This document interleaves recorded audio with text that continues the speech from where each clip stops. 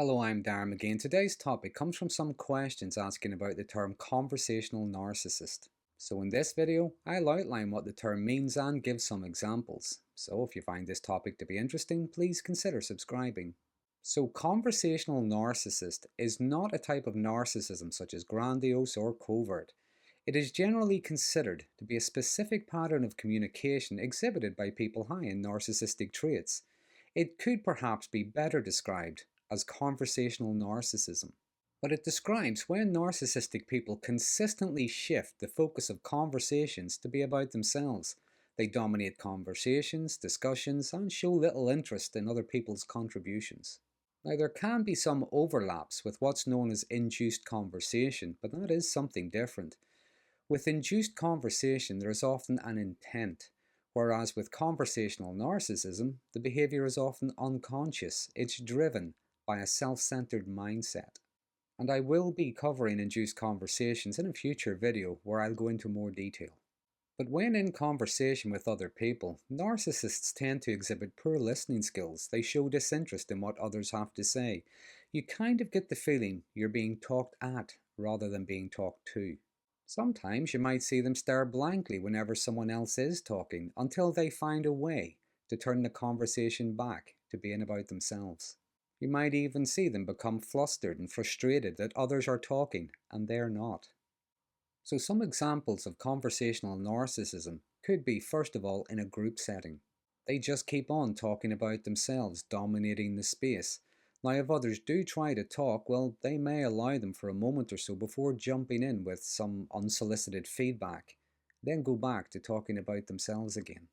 Now, if some members of the group mention that others need to contribute as well, they might become very agitated, feel as if they're being unfairly silenced somehow. In workplace meetings, they might try to steer conversations away from the topic at hand, just towards something which is probably irrelevant, but it's just to dominate the discussion. They can also criticize, even insult other people's contributions to try to silence them.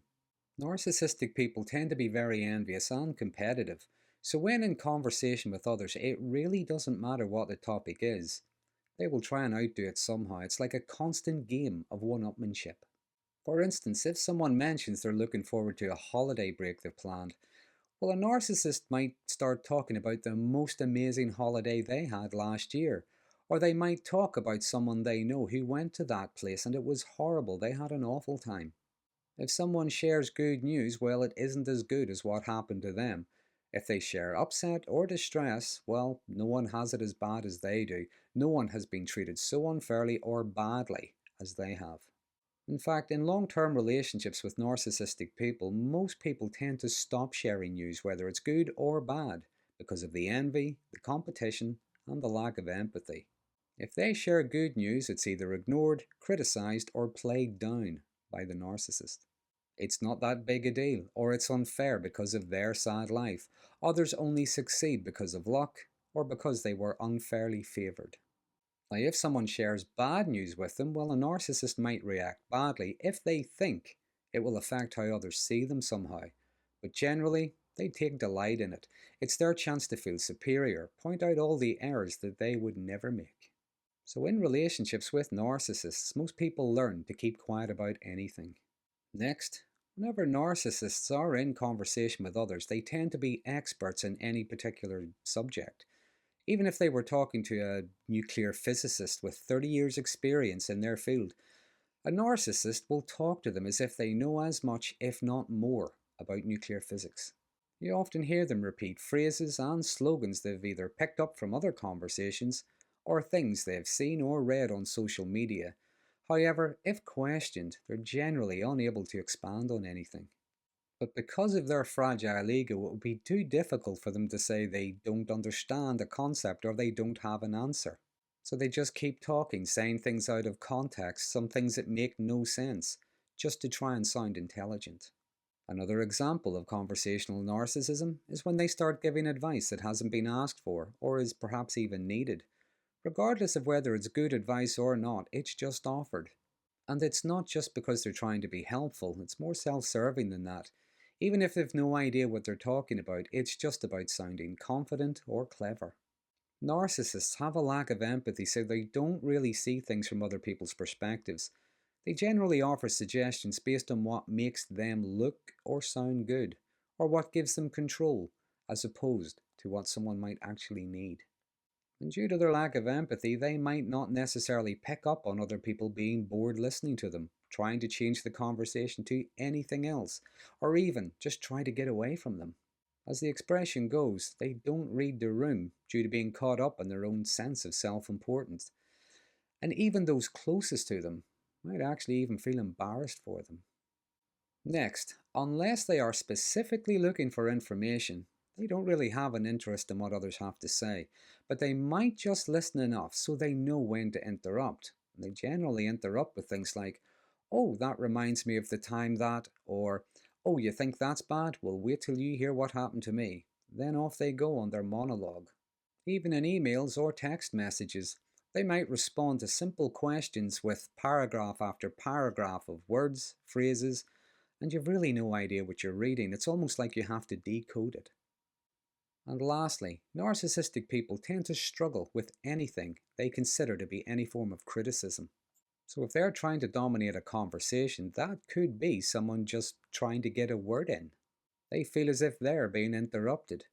Or it could be someone pointing out an error or a flaw in their argument, or perhaps even just disagreeing with them. But they can become aggressive, behave as if they're being victimized, being silenced unfairly. Now, if they have been challenged, maybe asked to be quiet, let others speak, well, they might become quite sarcastic, continually interrupt, talk over the top of people, insult them.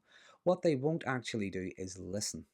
They might actually feel insulted that anyone else could possibly think they have anything to say that is of any interest. So to summarize, when in conversation with other people, narcissists tend to interrupt and talk over the top of others. Even if they've nothing interesting or of any value to say, they will steer the conversation back to being about them, or just try to stop others from talking at all. Their ideas, their experiences are always better, their problems are always far worse. And because their conversations tend to be domineering and self-focused, they show a lack of genuine interest in other people. They can hijack an entire evening with exaggerated, even made-up stories just to outdo others. And this behavior can lead to strained relationships as other people feel undervalued and unheard. People around them might even feel exhausted, even frustrated by the lack of genuine engagement. Sooner or later, people might actually stop engaging with them, stop sharing personal stories, because they know the conversation will be hijacked. They might even just stop asking how they are because they already know what the very long-winded answer is going to be. And if people do start avoiding them, well, a narcissistic person might just frame this as, well, they must be envious of me.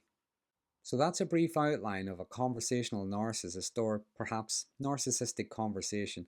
But as always, please feel free to add anything in the comments section I may have missed. There are some interesting conversations come from these videos. If you found this topic to be helpful, please consider subscribing, and until next time, thanks for watching.